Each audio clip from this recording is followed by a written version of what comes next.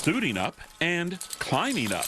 This tree trimming crew for Austin Energy was in a Hyde Park neighborhood Wednesday, cutting back tree limbs from power lines.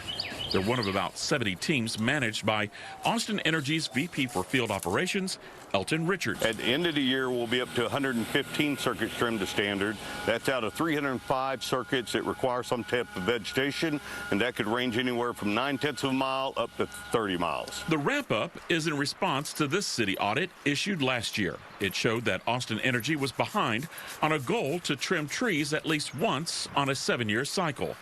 To catch up, Austin Energy increased its budget from $14 million to $84 million. But even with all that extra cash, it may not be until 2028 before crews catch up. One of the things that's taken us so long in this initial cut is we're cutting so much vegetation all the way over the power lines where it's not just a simple go out and do a trimming. We're doing full-blown cuts. Power outages after recent ice storms forced city leaders to rethink Austin's love affair with its tree canopy.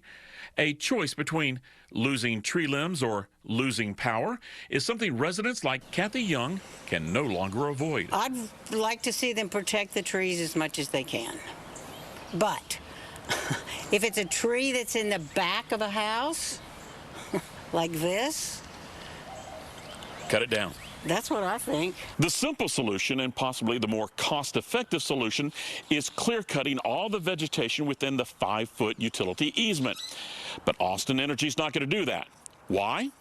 City policy. If you let me clear cut 60 feet on the other side of the line, we'd never have this issue again. Another risk factor not totally eliminated, limbs that have grown into lower lines, which are owned by phone, TV, and internet providers. During the storm Mara, probably half of the poles that got brought down were because of those comms lines, not power lines. So why not clear all the way down?